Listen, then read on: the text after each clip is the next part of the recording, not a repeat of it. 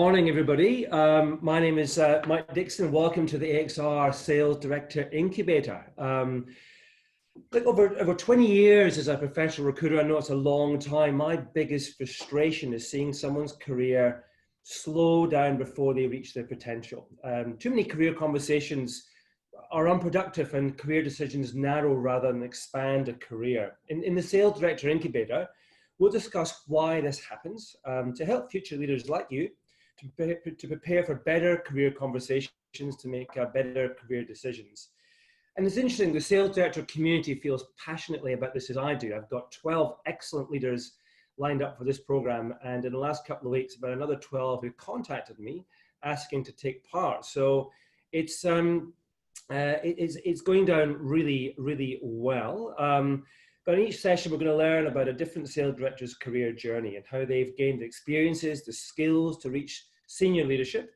And we're going to look at their successes, failures, lessons learned, and big decisions they've faced. Now, today's session number 2. The first session is recorded. You're able to jump back on and look at that. But today I'm delighted to be joined by Swati Prasad, Sales Director for Unilever's Home, Beauty and Personal Care business. So welcome, Swati. Thank you. Good to have you this morning. I'll give you a very brief précis of Swati's career. We're going to dive through that and go into some detail, but Swati's got about 20 years experience spanning supply chain, category and sales with Unilever, Pernod Ricard and RB, an excellent tea career, which we'll come back to that model later on. It gives us lots to talk about. And in terms of the format, guys, we've got a lot of people on the call today, and everyone is muted, but we'd love to hear your thoughts. So please use the chat facility. Any thoughts or questions you've got as we go, just note them down, and I'll keep an eye on those, and we'll get through as many of the questions as we possibly can in the hour. We'll stick to an hour, so we're done by 9. For those of you who've got meetings, whilst we live in odd times, we understand everyone's got a schedule to keep. So without further ado, we'll get into it. Now, before we talk about your career, Swati, just a little bit about you. Something more personal, perhaps, to start with. What's your passion outside of work? What would you rather be doing more than anything else? Yeah, so I thought about this a bit, and I think I'm going to give a bit of unglamorous answer, but I think one of the things I miss when I'm at work, I love my work, so I think that's my number one passion. But outside of work, I love being a mum. So that's my second. And I thought, there's traveling, there's other things there, but I think if I wasn't working, I actually miss that. And I think it's that balance, right? Like I think, so you've got to make sure if you're not at home and you're not with your family, then you're doing something that you're absolutely passionate and loving as well. So, I think that's what I'd say. Outside of that, if you ask, running is something I've sort of picked up, particularly after I had a child. So when I was coming back and trying to get back in shape, and it was interesting. It was a nice challenge to start with, and so I've done a few half marathons, trying to get ready for a full marathon, but that kind of goes to plan that it doesn't. So still working through that. But what I also find is it's a nice time when you're running just to have that space to reset and get that bit of mindfulness as well. So I find it's a nice way if there's a lot of ideas in my head, get out, have a run, reset and come back. So that I guess is what I love doing if I'm not at Unilever.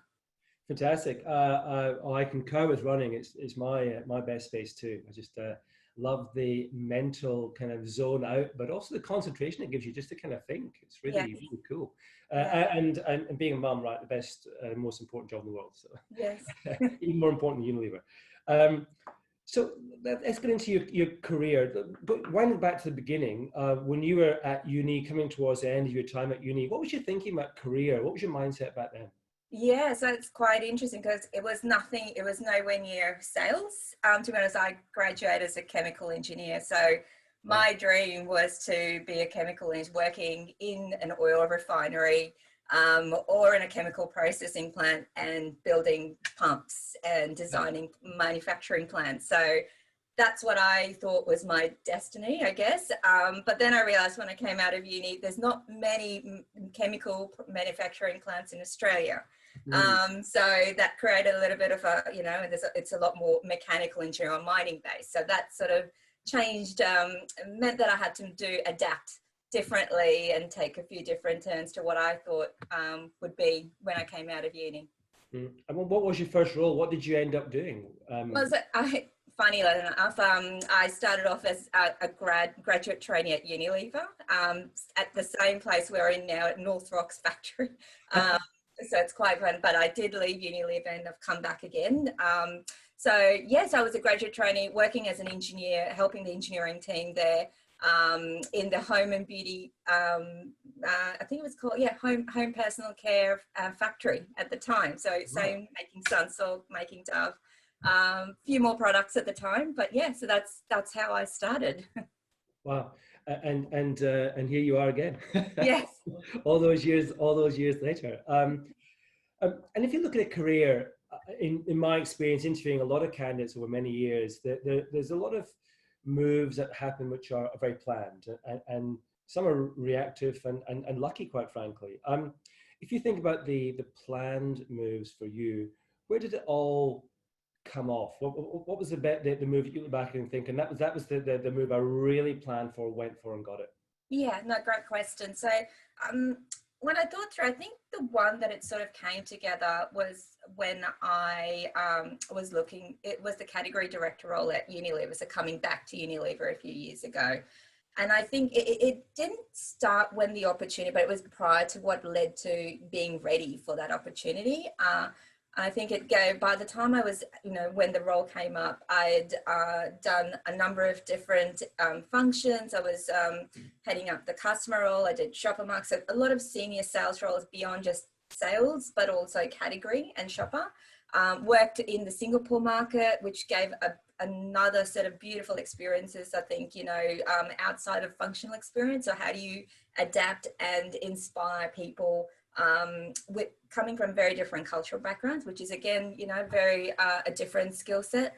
And I think working the role before I went into Unilever was head of trade marketing for RB. So again, had a sizable team there as well.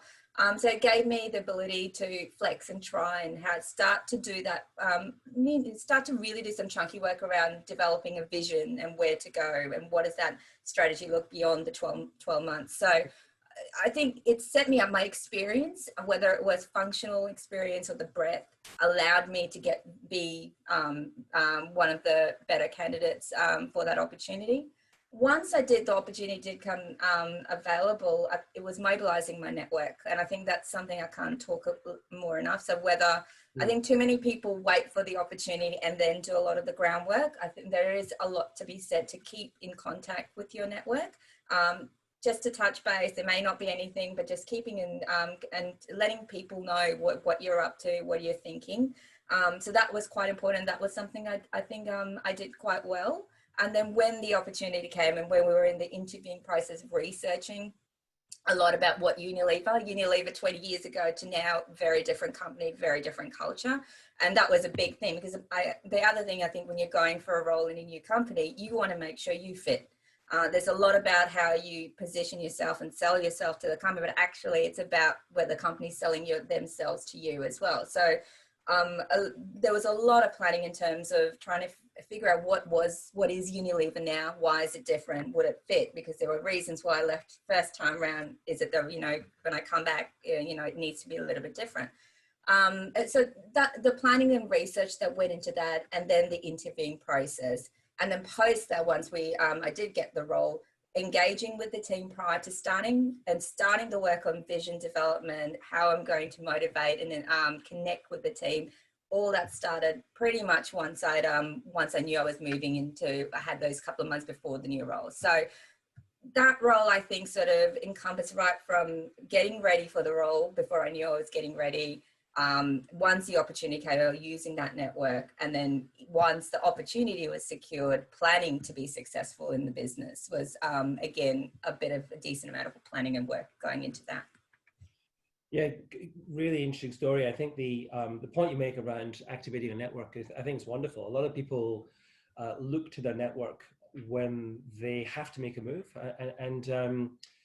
You know, I think it can be done, but I think if you're actively working and leveraging that network throughout your career, then is warm to you, and people feel part of your journey and are more likely to kind of look out and help and assist on an ongoing basis, which is, I think, quite powerful. In the conversation we had 2 weeks ago with Louise, we had a lot of really good feedback particularly around the move from being operational to being strategic. Yeah. If we think of it in terms of your career, at what point did your career move from an operational role to a strategic role? Is it something you can identify, or did it happen organically? Yeah, that was a really good question. Gave me a lot to think through. I would say the point would have been when I moved into the head of trade marketing role within the RB Singapore business. So that was a good few years now. And I'd say that because it was the first time that I had a sizable team there. I was in charge now of the trade strategy for the entire company. So what it did need me to do then is not to go in and do and be everywhere, because I think that was the first point you realize I can't be everywhere, no matter how many hours I put in, it's not sustainable. So you start to have to think, okay, so what is my role here, and how do I leverage the team to be able to deliver to the collective goal? And I think that was the first time I had to sit down and actually step back, and it was a new market for me as well. So first assessing what are the drivers within the category, and because a lot of that work hadn't been done to the sort of quality it needed to be. Understanding what are the shopper dynamics and the nuances that are different between the Singapore versus other similar markets. Coming from Australia, there were similarities being a developed market, but then also very different cultural aspects that you had to take into account. Then actually understand what are the jobs to be done over the next 12 months. What is the engagement plan with the customers? Who are those? What is the channel strategy? So there was a whole heap of work that I think that's where I started to realize that my role was to set the roadmap rather than the doing part. The other thing was interesting was also the talent strategy. So that was the first time I had to actually start to think about who are the people, who's my talent, how are they set up, what is the roles that they're doing, where do they go next, who's my next upcoming talent. So that was the first time I started to really understand how important that was and what type of team I wanted to create and the values, and does the team, and how do I bring them to that point. So I think it was definitely the nitty gritty, the business strategy aspect, but also the people strategy was an interesting part that started to come together, and that was as important. And I think that's something I took away is you are as successful as the team you have. I think, and I see that even today now. Sometimes when you sit down and you think about how many decisions are being made day to day that you are not part of, it starts to give you a bit of, I'm a little bit of a control freak sometimes, and then you just go, okay, that's quite overwhelming. But then you have to, then the only thing you can control are the people. You put the strategy and the vision you put together, and the people that are there that you can depend upon to deliver that strategy. Yeah. And talking about, I guess, people who are in their earlier stages of a career, can somebody start to work strategically before the role really says they should? Have you seen that happen? Did you do that, or have you encouraged that in others? Yeah, I'm going to say something a little controversial. I think operational excellence is a bit underrated. I think at the moment, in terms of, and I see that in the more junior talent, everyone's ready to be strategic. You can't be strategic if you haven't become great at operational elements. And I would say that the thing about being in the more junior roles, it gives you that time and space to really excel and learn the skills and be operational excellent. I know even in my role now, I'll be, if it need be, and I know right at the peak of COVID, the COVID period, I was sitting looking at orders and working with the customer service operators to get the stock out and to the customers and make sure we do. And it was very operational for a very big period of time. So my advice would be, don't underestimate, and that the best time to do it is when you're in those more junior roles. And I think there's a lot, and you build a lot of credibility if you do know and hone that quite well. There are people, and I think I've been at points where you do get to a point that you know the operation, you're feeling very confident and comfortable, then yes, but I think it's always start and make sure you've mastered the operational aspects. Because too many times I see people that come through and then they struggle with when you sort of to dig into the nitty gritty, Neil, sort of doing the basic elements to know how, a business works. So that's probably what I'd say. Yes, I think, but I think definitely don't do it before you have absolutely mastered the operational elements of the role. I like your point there, and we'll probably come back to that later on. In my experience, it probably relates to the fact that often too many people run up a vertical career path too quickly, and they find themselves almost overexposed in a strategic role before they had that operational breadth to be really sound in their decision making, and their perspective is too narrow, and then become ineffective strategically. So I think investing more time in understanding the operations of a business from different perspectives enables you to be a much stronger strategic leader when you get there. And we'll come back to that point. So I think that's a really interesting one. But back to your career, in terms of, you're a sales director now, and this is the sales director incubator. Was there a point in your career when you set yourself a goal that said, actually, I want to do that role. That's a role that I really want to go for. Or again, did the role just happen to you? Yeah. I think that earlier on, I probably see two phases in my career. I'd say the pre being a mum and post being a mum. Pre being, I think and that was the first 10 years, I'd say, of my career.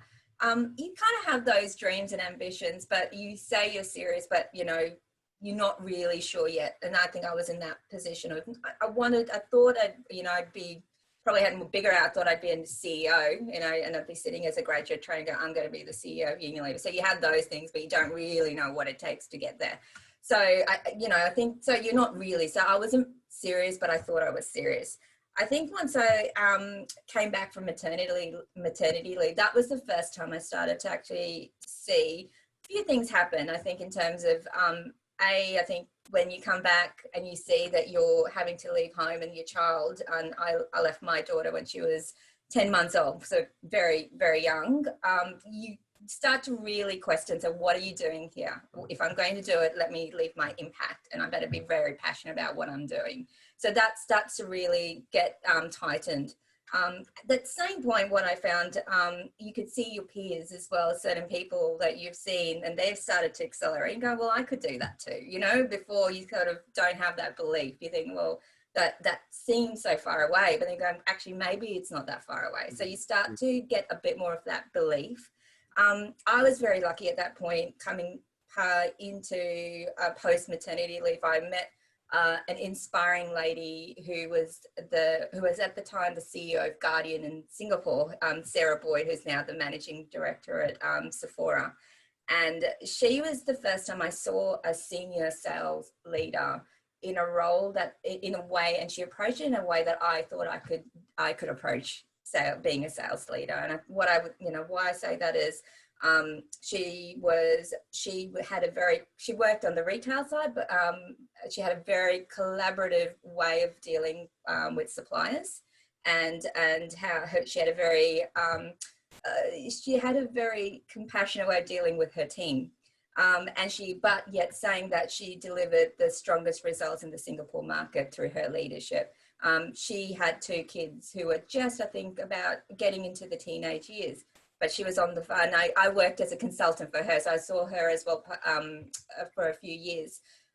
But she was very hands-on as a mum. She would take phone calls. She was in there. She'd have friends and go out on holiday. So she was she was a rounded person, very compassionate. Team loved her. She mobilized the team through her humanity, I'd say, and compassionate leadership. And she was tough, and she got the result. She was the strongest. Guardian was the strongest, fastest growing health and beauty retailer at the time during her leadership.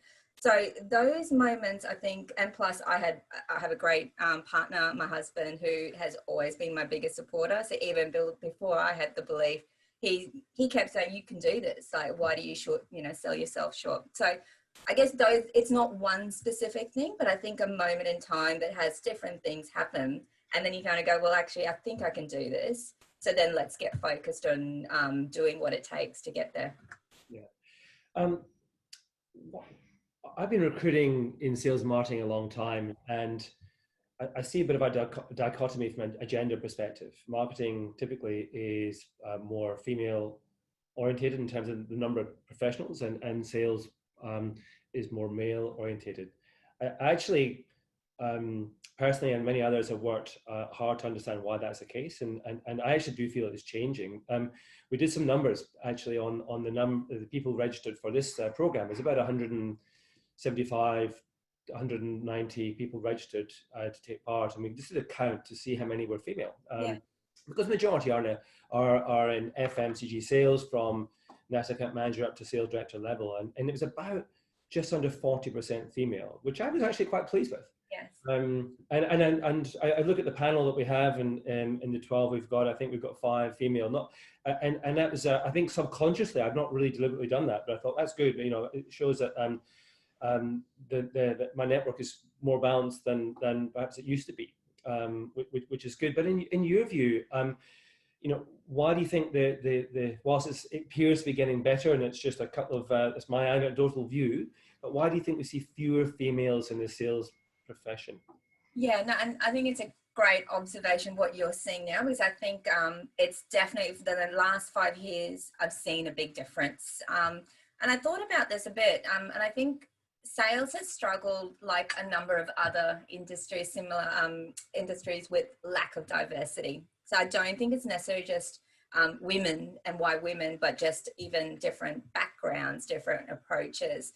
And I think it's like, you know, those roles when you don't have the diversity of thought, that then restricts what you get and the types of people, then leaders that come through. So I think because of that, you get one way of approaching sales and one type of person coming through, and that's what you see.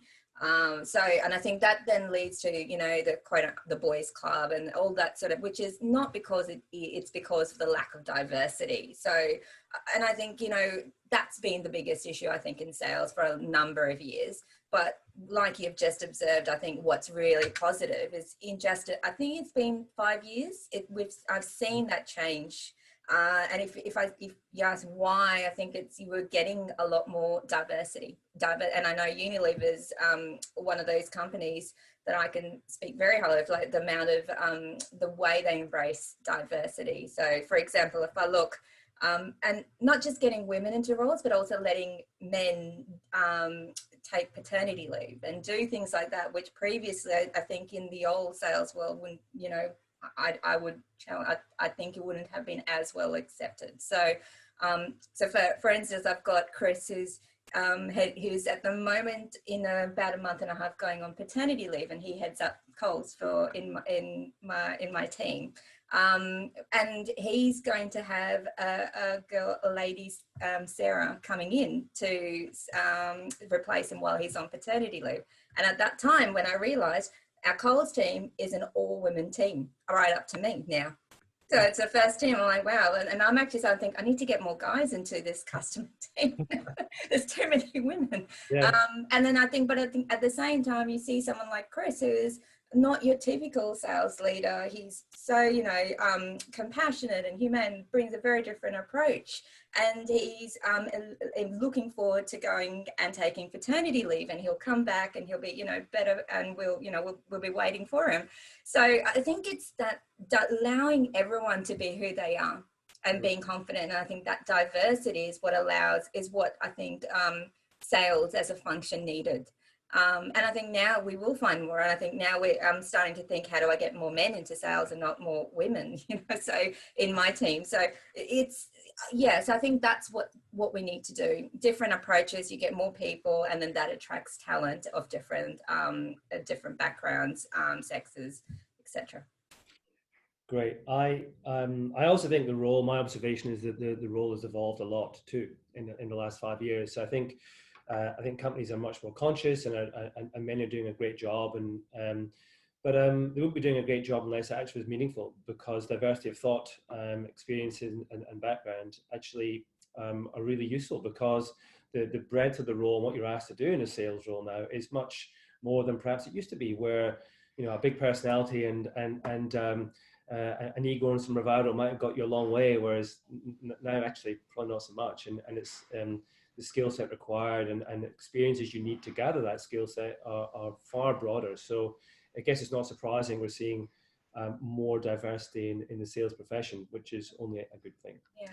The other thing I'd say, I just thought as well, is the travel aspect. I think no one speaks about that, because I think it's a very it's a real issue, and I know I struggled with it. I continue to, not at the moment, but pre-COVID, I would struggle. How much could I leave, travel interstate and come back and still be there at home and, support the family? So I think that's the other thing, women, especially once you come back from maternity leave, you struggle a little bit more in how, and either you need to have a great support network to be able for you to allow that to happen. But also from a company side, I found my experience was that sometimes companies make assumptions of what you or you can't do as a mum in terms of travel.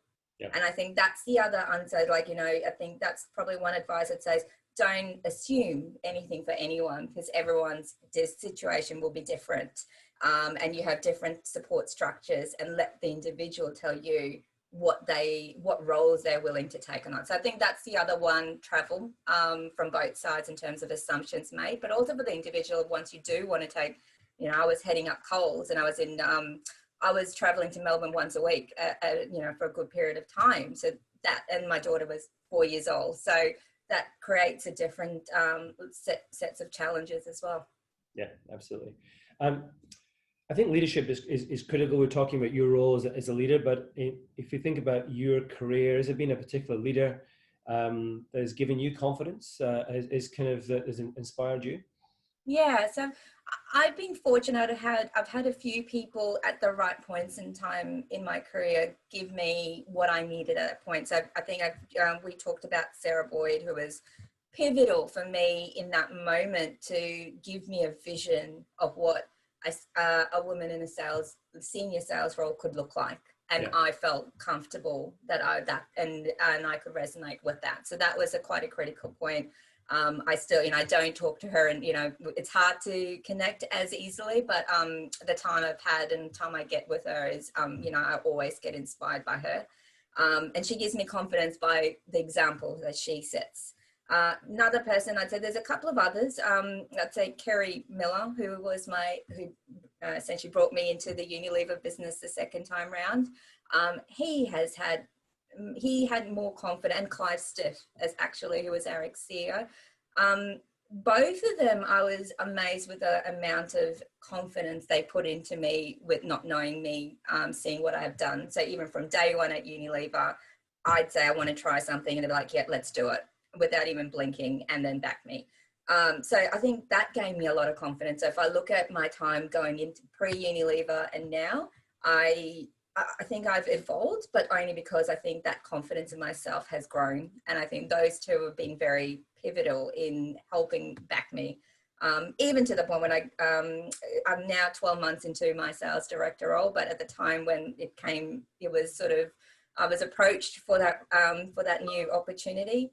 I was apprehensive. I'm like, I'm not ready. I've still got things to do in my category director. Like, how am I going to do this? And Kerry was very, again, it's like, you've got this, like, you're ready, like, well, and I'm here for you. Don't worry, we'll do this together. Yeah. And it gave me, and I knew, like, now I look back and going, I knew, I could do it. Yeah. But it was great having those people in your corner, knowing even at that point, and they knew that you wouldn't, I didn't need that much to get running. But it was nice knowing that before I jumped. So I'd say they were the people at the right points in time, which gave me that little bit more confidence to push myself when I had the self-doubt to go to the next level.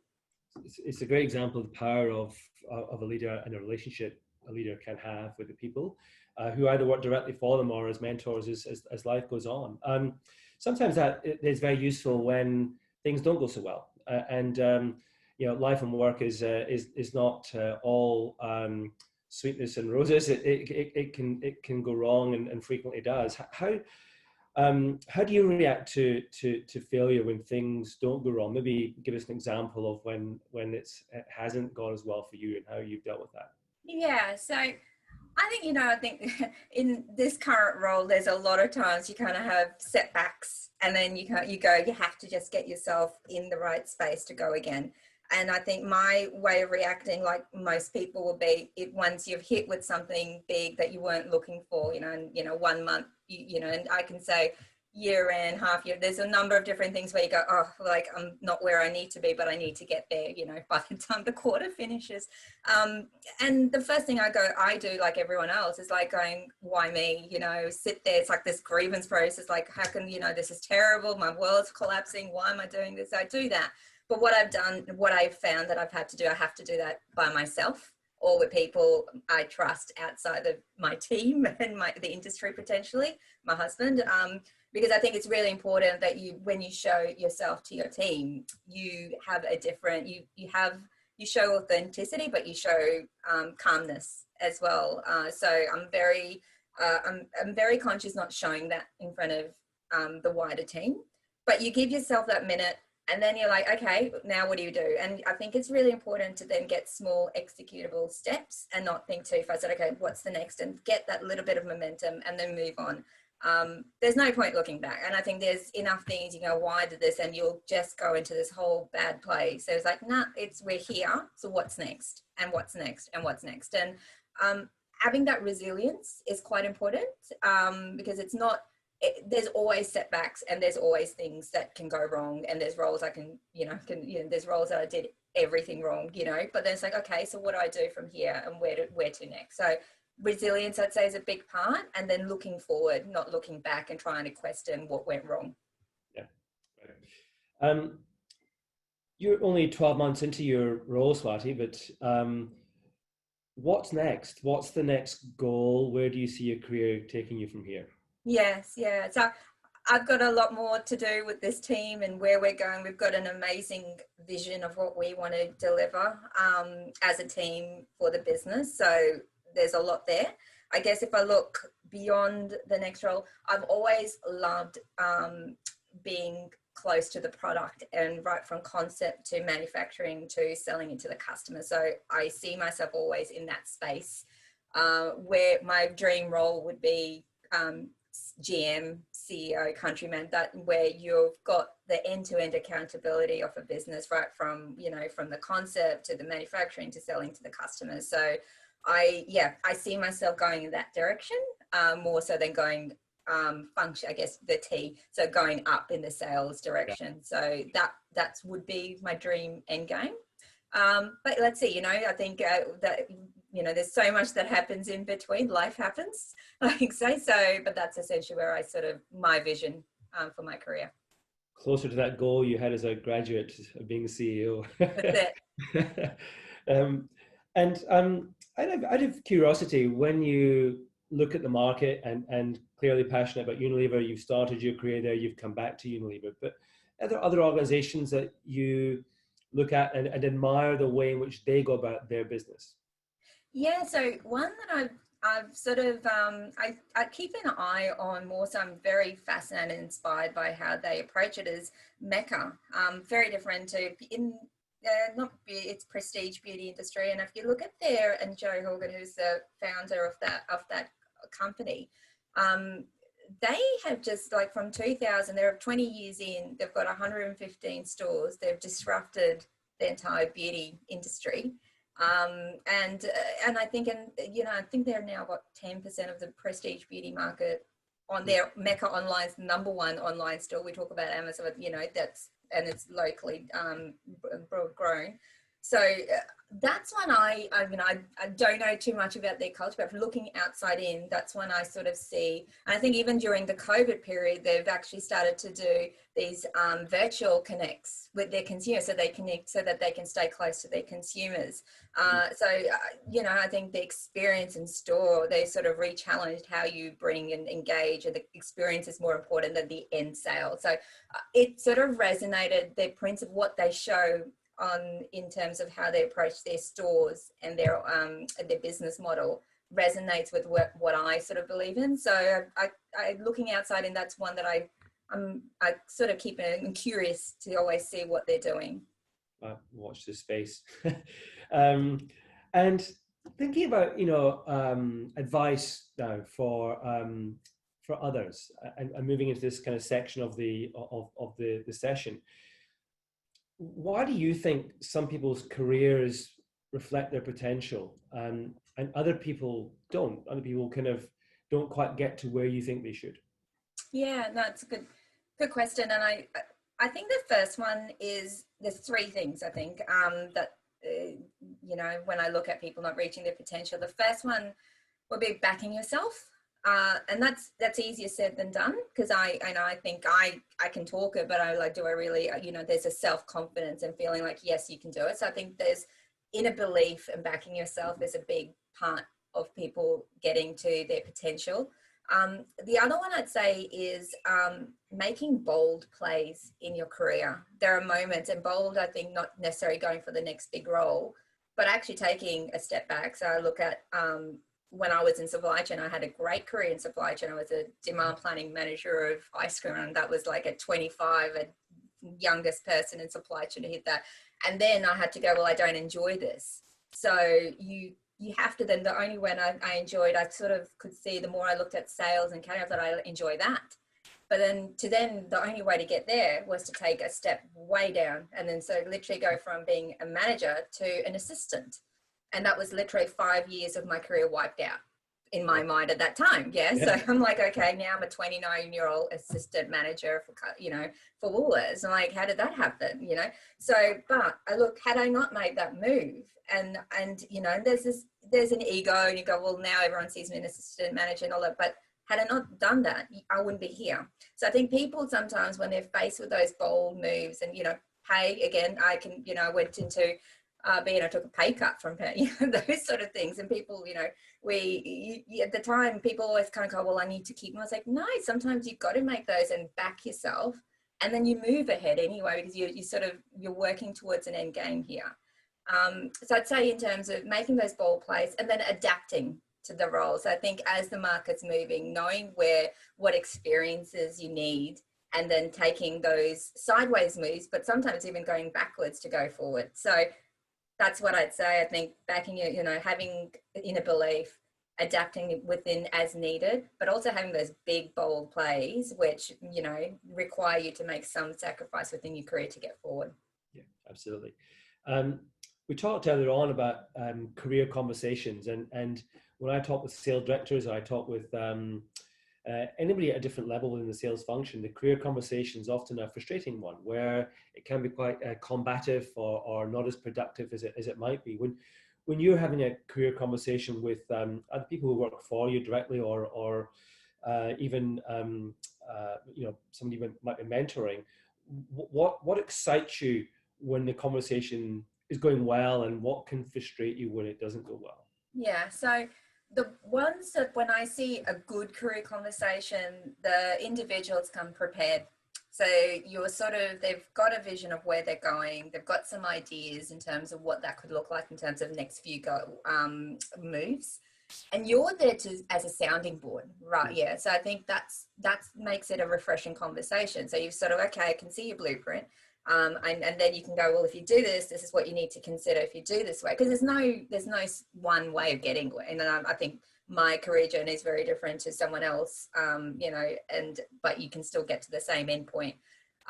So I think I enjoy those conversations. And at the same time as well, I think if you can show flexibility of moving into new roles, sideways, not necessarily always looking for that promotion, it's a career, having a discussion that's only limited to how you can move up is a very boring conversation. So I think that's, I think having that ability to go, yeah, actually I can need that. So let's go here to go forward.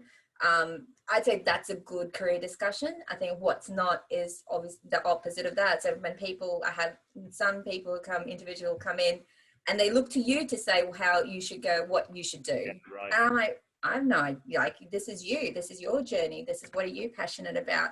So, and they sort of will tell me what I should do, in a few words, I guess.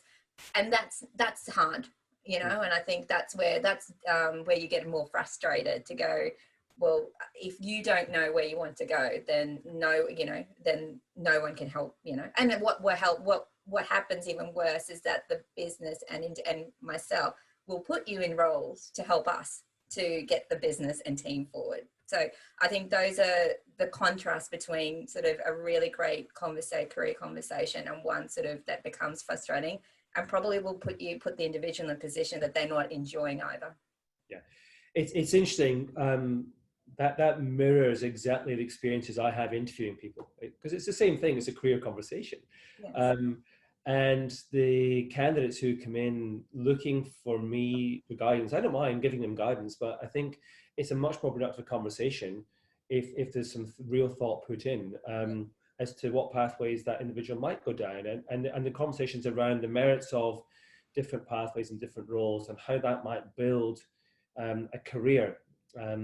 The phrase in the last session, I think Louise used or attributed to Chris Bergen, the sales director at Frucor, was a jigsaw career. Yes. I think that's really accurate. It's not simply this path where you run up. It is a jigsaw of experiences, and the more you can be not just open to that concept, but actually then plotting what the path might be and coming up with ideas and concepts, so the conversation becomes really productive with your line manager, with HR, or with a recruiter like myself, about how you might realize that, and it becomes a really good conversation then. I want to talk a bit about attributes. We ran a survey as part of the registration process, and we actually got a lot of response, which is great. We came up with 12 attributes of a sales director, which weren't arbitrarily picked. I sat down with Paul Bull at Real World Marketing and said, Paul, help me with this. I think these are the top ones, and we came up with 12 attributes, and then the survey, there was 4 clear top attributes, and we put those out in a LinkedIn poll, which is very new. LinkedIn polls are new, but again, I think we had a pretty high response to that. So it's almost like empirical data we've got now, but and the 4, not quite, but the 4 were people development, commercial and financial acumen, strategic thinking, and connecting people to a vision. Now, the same one came to the top both in the survey and in the poll quite considerably. Which one did you pick? Do you remember? Yeah, so connecting to people to a vision. Yeah. And I think that was one that came, by far. That was the top, by far. It was. Yeah. And why did you pick that one? And I think as you get more into more senior roles, like I said, I think you need, your power is how you motivate and mobilize your team. And that's, you can't do everything any longer. And I think the way you do that is people need to see where you're heading. And so what is that vision, and also the values that support that vision. And so and then the roadmap to that vision becomes simpler to work through. So, I think it's so that everyone knows, and then you can let everyone run, and then they can start to assess what they're doing individually within their teams on how it supports that vision, that end game for us as a team.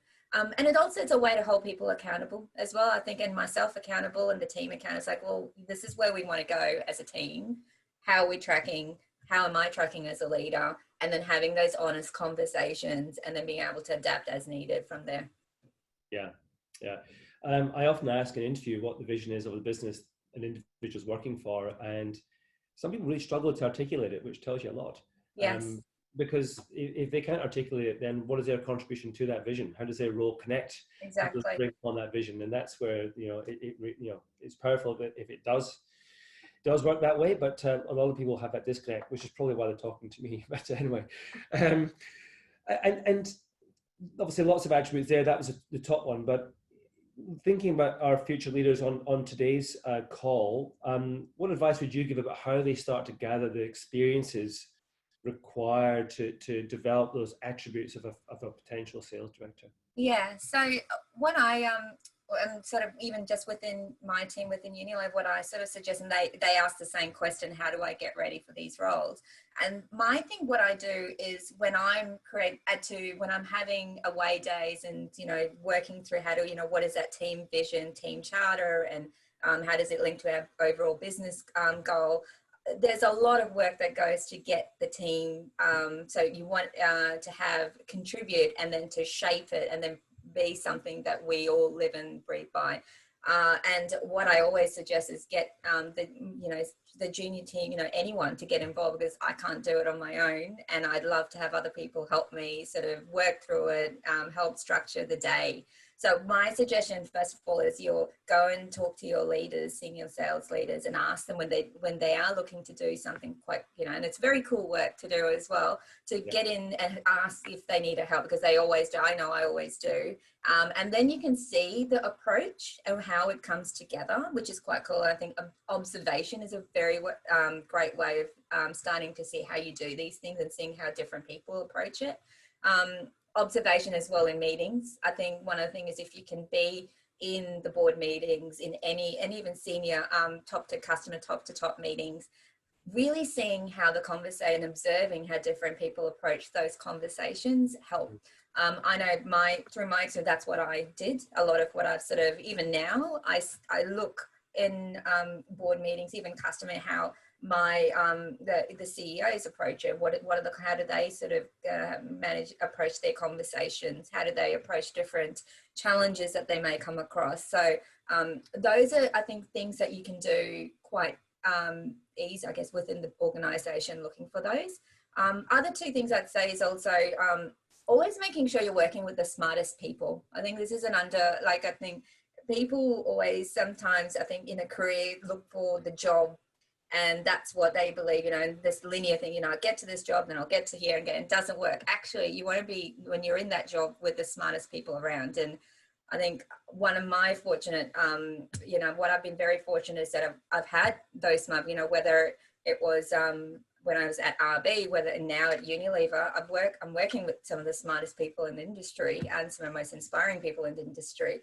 And that makes you better. It's challenging sometimes when you're going for the same role and you've got all these smart people, but it makes you much better, much more, you come out a lot stronger from that process. Yeah. So I'd say that. And the last thing is also read. That's something I've started to do, particularly in the last 3-4 years, of outside of your industry. So seeing how much, Harvard Business Review, McKinsey read, there's a lot of great literature there. And if you can use a couple of articles a week and just getting, seeing different thoughts, and it allows you to expand, different approaches as well. So I'd say that's probably the other thing to do and keep yourself up to speed on what's happening in all sorts of different, don't keep it restricted to sales and FMCG, but see what's happening in similar industries. Great. I think you talked throughout this morning, Swati, about one of the common themes is being proactive. I think often people sit back and wait for it to happen, but interesting to see that you welcome somebody approaching you to say, how can I help? Can I be part of this meeting, or what can I do to help you? I think that's really valuable advice. Interesting, when you're recruiting and looking at talent internally or externally, what are the common traits that you're looking for? Is there something that makes a really good candidate stand out? Yes, yeah. So I think in terms of traits, what I look for, and it's because it's what the values that we as a team in like my team at Unilever, we want to stand by. So I look for humanity, if I like humility. So in terms of, I think Louis said confidence without an ego. That's essentially what we're looking for as well as a team. I look for in a team. Resilience. is a big one, because I think in the current climate and as we go, and especially you need to be able to, there's setbacks and there'll always be setbacks, but what do you do? How do you get up and move forward? And I'd say the final one with personal accountability. And I think that's really important. I think, you know, especially like if I look at my team and the Unilever organization, we're compassionate. We have, you know, there is that focus on people, but we're very personally accountable. And, you know, we do, you know, if we have to be, and there is a, you know, there's a different directness around that as well. So we're focused on the results, and there's a high degree of personal accountability. So those are the aspects I look for. And obviously being there for the team, prioritizing the team's collective goal beyond just your individual needs. Yeah, fantastic. We've covered lots today, and we've skipped over a couple of areas, but before we sum up and ask, you know, your 3 pieces of advice, and one of the things I've alluded to a couple of times is this Model T career, which I talk a lot about, and I think you've demonstrated today really well. Swati, you've talked to it in many terms, but for those who aren't aware of it, just to give you context, it's a model that McKinsey use, and effectively measures, in their view, the upper mobility of a leader. So if somebody is a functional expert, they have this vertical specialization, which is wonderful, but without the breadth, which is the T at the top, which is the experiences you gather in other functions or markets or categories or sectors, that T gives you the platform to become an upwardly mobile leader. So I think McKinsey use it when they go into organizations to figure out who's capable of stepping up. And I think you've demonstrated really well today how important that is, and how you've kind of, whether knowingly or unknowingly, you've kind of come back that model throughout your career, which I think is fantastic. So before we jump into open questions, and I've got lots here, as we'll do in every session, if you were summing up, what 3 pieces of advice would you give a potential sales director? Nice question. The first piece of advice I'd give is back yourself. I think there are moments when and I know in my role in the last 12 months, where you go, there's a way that everyone thinks you need to go, and there's a way that you know that you need to go, and that's a hard choice to make.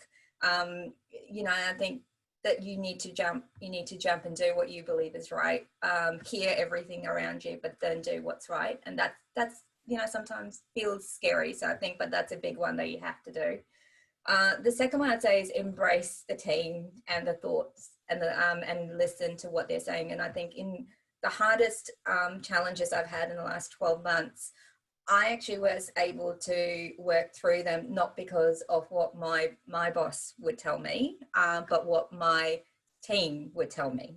And there were moments where we say, okay, I would sit there and go, this is my challenge. What do you think I should do? This is what I'm thinking. And then getting the team to sort of give their thoughts, and then formulating a plan based on that. So I think that's really bring people in to your challenge, rather than trying to work it out or expect that your line manager is going to help you with that. So I'd say that. And the third one I'd say is resilience. You know, I think there's so, you know, there's things, I think I look back now for 12 months, there's so many things that can go wrong, because there's so many things you can't influence and control. But I think the key is, how do you then take that moment, reset and move forward, and break things down into really small executable steps. I read it, like I think I was in a McKinsey talk, and there was, can't remember who was saying that, but there was, you know, it's scary when it's a big problem. Yeah. It's not, but then it's not, you need to bring that into small executable steps, and then you move forward. So that's the advice I would give to anyone, future sales leaders. Great, thanks, Swati. That's the engineer in you, the process. The process. Fantastic. Guys, feel free to jump onto the chat and throw any questions in. We've got lots of questions that have come in before the session today, so I'll go to those now. But if there's anything you think of, then I've got my eye on that, so please ask. But so first question, was there a time throughout your career where you didn't know what step to take next, or what direction to head in? If so, how did you take that next step, and what parting advice or words of wisdom could you leave us all with? Yes. So I think I'm always knowing where I want to go, my vision. So I think in terms of going, I think that's really important to have your vision and not hear people, but then it's still your vision and your career. What I would say though is there's moments where it was scary to take the next step. So how do you push yourself to take that? You know what the step is, but you're just like, well, that's a bit scary. That's a bit risky. And I think so how do you do that? That's probably where I'd say my challenge from my experience, that was what I struggled with. And the way I sort of, what I would do in those instances, I'm great. I have a husband that supports me amazingly. And sort of, like I said, even before I was ready, he sort of saw what I could do. And so he's like, go and do it. There's nothing to lose. So have those supporters, my fan club almost. That's quite important. And also then, and also using I call it the board of advisors at different moments, using different people for different, what is scary and why wouldn't it, but then jumping. So I'd say that's probably knowing who are those people that you have as your board of advisors in those moments. And then working through what looks scary and taking out that risk in your mind. Great, fantastic. Next question, quite simple. What motivates you? Yeah, it's interesting. It's something I haven't. It's weird. I hadn't known. I've always questioned what is that motivates me. I know I'm motivated and I'm passionate, but what is it? And I think now, when I sort of in the last probably 6 months, it's sort of become a little bit clearer for me. And I think it's that team, because I think my energy comes from the team around me. I find it. I was in a training workshop for a day with. And it was with internal training, and I sat there and I felt flat. Why? Because I hadn't seen my team for about a week. I was traveling and doing all these things. I'm like, and I felt that's what energized. And I literally went from that workshop straight to work just to talk to everyone. I said, I feel pumped. I'm ready to go again. So, I think it's seeing the team and what we do together, and then seeing them achieve goals that they never thought were possible. That's the biggest high I get now. The individual ones is great, but I think it's that I go, we've done this together. We've really worked through this and done it, and what's next? So that's probably what I'm passionate about, if I sort of at this point in time. Yeah, wonderful. I'll jump to the chat if I can read it. Keegan asks, what is the biggest challenge facing sales or customer professionals today? Yeah, so I think the biggest challenge, I think, is it's probably no job. It's a shift in where we need to, as we're going into a recessionary environment. I think it's now going back to really understanding the getting down to the commercials, like the detail. So I think operational excellence actually is quite critical as well, but also switching between strategic and operational, and that's quite a hard thing sometimes to do. But I think the people that do that the best, being able to set the vision, but still go right down to the lowest denominator to get problems solved. That's where I see where the shift will need to be. I think into also shopper is a big part, and category expertise. It is, as you're going into research, it's understanding where the shoppers are moving, because they're moving very quickly at the moment, and we're seeing that happen. It's like, things that would have taken years to see that move is just happening in months. So it's actually understanding what that shopper journey is, where is it moving, and therefore how do you adapt your strategies very quickly to deliver. And then also then NRM, we call net revenue management. So pack price architecture, what does that look like, and getting very close to it. Particularly as value becomes a bigger part of the decision making as we go into the next phase of, I guess, COVID, a recessionary period. So I'd say that's probably what I can see at the moment. Fantastic. It's time for one more before we wrap up. I'll just go to the chat. But so how do you push through when you feel you're not ready for the next step? How do I push through? I think I always sit there and go, it is scary. It's always scary. And I think sometimes I get scared now looking at it and going, my God, can we step back and I'm really doing this? But I think what you do is like, what would you do instead? Like, what's the worst thing that can happen? I always think, what's the absolute worst? So you know what? I could have such a bad, failure. I don't, you know, I'll end up losing my job and then I'll get another one. How bad is that? Not really that bad, right? So, you know, so it's not really that bad. Yeah. So, and I think once you realize that, you kind of, well, let's have a go and see what's going to happen. And I can guarantee, and I think that's what you have to have that conversation always. And I always do, like whenever there's that little bit of risk, I'm like, okay, let's just do it. What's the worst? Yeah, brilliant. Guys, that's almost 9, so we'll wrap up here. Swati, thank you. That was awesome. So open and honest and really interesting pieces of advice. I think I hope a lot of people have taken from today. It's interesting. Your career journey, like everyone's, is unique, but you have made the decisions, you've reacted, and I think created opportunities that's taking you to the role of sales director, and I think you've definitely got a few more steps left in you. Look, we're going to hear from a diverse group of leaders going forward, and the idea is that they will equip everybody with knowledge that will just help you have better career conversations. My passion is that I want people to get more out of their career, not to get stuck and find that their potential is unrealized. As I said at the start, nothing frustrates me more. So I'm really looking forward to getting into more of these interviews going forward. Next session is in 2 weeks' time, on August the 6th. We've got Jonathan Morley, who's head of sales for Nestle Purina. There's a few more questions coming through. I'll forward those to you, Swati, so you can get back directly. So feel free to keep them coming through, or email me directly at miked@axr.com.au. So guys, thanks everybody for joining us. Thanks again, Swati, and have a great Thursday. Thank you. Really enjoyed it. Thanks. Great stuff. Thanks then. Bye-bye.